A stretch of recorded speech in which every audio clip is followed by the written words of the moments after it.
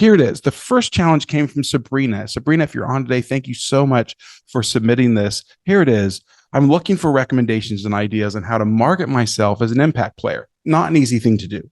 I've been in organizations that really don't want or appreciate impact players. I've only got so much energy to try to change the culture before I would rather move on to somewhere I can make a difference using my skills. How do I find those places? And how do I talk about my skill set when it doesn't fit a topic or an experience area? Thank you, Sabrina.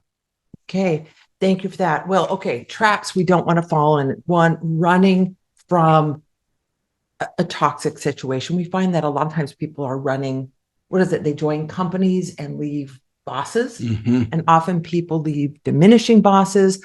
Probably many people in this community who are very committed to multiplier-esque leadership. It's easy to want to leave a diminishing boss. We often find that people just have a change of venue on those same problems. So I think that's one trap, is running away from something without really knowing what the next thing is. I think the second trap is the grass is greener. And I think about talking to my very, very dear friend about this decision.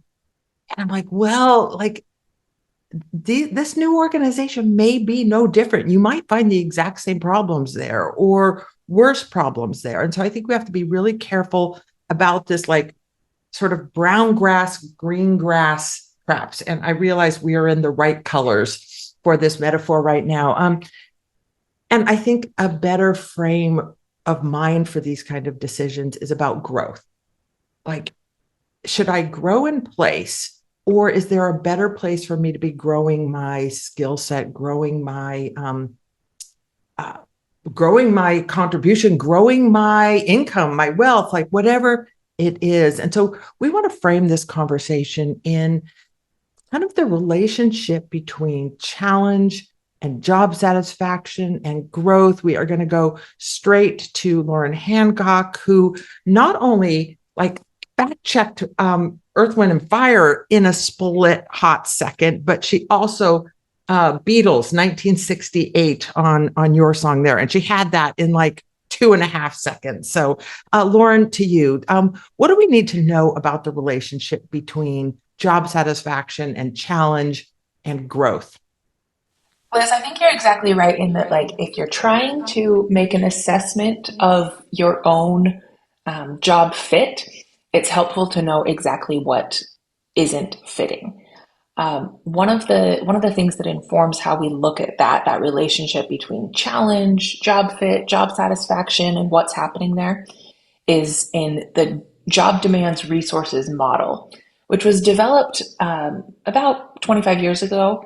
And initially, this model looked at job demands, so all of the hard stuff about a job, and job resources, all of the resources you are being given by leaders, by the organization to support your work, and looked at, like, is this in balance? If demand is too high, resources are too low, then this is likely to be a poor job fit. But as researchers started to apply this model, they found that not all findings were consistent with it. They found that it was true and it held, like, until it didn't.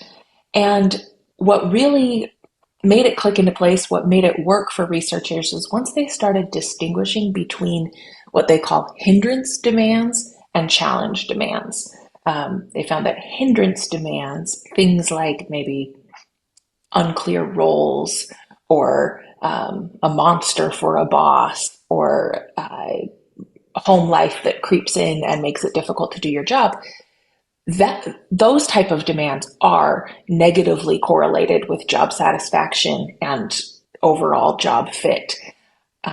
But challenge demands, things like maybe a little bit of time pressure, the sense that what you're doing is really important, like knowing that this is big, good work to do, this is actually strongly correlated with job satisfaction and with job engagement.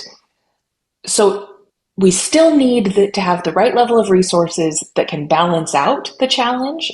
It still is draining to have way too much challenge and not nearly enough resources. But overall, like, for the most part, most of us want to be challenged in our jobs. We are happier in jobs that are challenging. Lauren, thank you. For those who are new to Leadership Matters, this is Lauren Hancock. She is our head of research. She is our resident nerd, and she likes to out nerd me. And so there's kind of a little fun battle that goes on there. And she's always giving us evidence and data to inform our conversations and clearly to inform our writing and our work and our teaching. When I did the research for the book Rookie Smarts, I think I surveyed about 1,000 people, and we asked them, like, what was the level of challenge in your work and what was the level of satisfaction? Those were two among a number of questions. And what we found was this near perfect linear correlation between the two as challenge level goes up. And I think, to Lauren's point, as I positive elements of challenge, so does our job satisfaction. And so I think this is, and of course, the inverse is true. As challenge level goes down, our satisfaction goes down. I think we begin to resent our work a little bit. And so I think it's one of the most important frames for thinking about what is the next role. Like, do I have harmony today between challenge, like the positive and negative challenges? Is it time to move on? Am I ready for more challenge? Can I get that kind of meaningful challenge here? Mm-hmm. Because that's often one of the biggest drivers of our satisfaction. Is not just who we work with, it's the nature of and it's how big the gap is. I am notoriously terrible at quitting things. So, I haven't had a whole string of jobs. I was at Oracle 17 years. I'm not good at quitting. But when I quit Oracle, I left a perfectly great job with great people, all sorts of great sort of perks to that job. But it was because I was finally on the top of a learning curve, and I was like strangely good at what I did and comfortable. And it really sucked. Mm-hmm. And it was time to move on and find the next challenge. So I know for me, that's one of the big indicators. Mm-hmm. And I would encourage anyone thinking about, like, how do I get that level of challenge that's just out of reach, but just sort of within reach? It's almost like a healthy growth.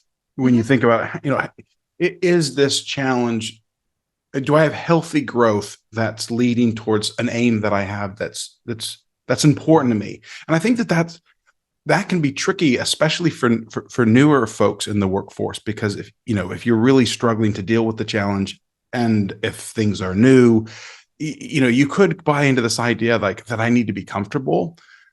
And actually, everything that I look back in my career and I hold dear is that I worked through some really tough challenges, but they were healthy challenges. I'm not talking about these toxic scenarios where it was doing damage to me in any way. And so I like that comment that you made earlier, that if you frame this in terms of, is this, first, there needs to be enough challenge for this to be invigorating. But also, is this a healthy growth opportunity for me? If you let go a healthy growth opportunity, I think that we can be in remiss post that. Yeah. And certainly part of growth is utilization. And it is the root of our work. It's like, how deeply are we utilized in our work? And I don't think we can grow when we're not deeply utilized. Mm-hmm. And so it is a legitimate reason to leave, which is like, I'm working for an organization or a boss that isn't utilizing what I've already got. It's hard to be growing and building new capability and skills when your current skills aren't even being utilized. Yeah.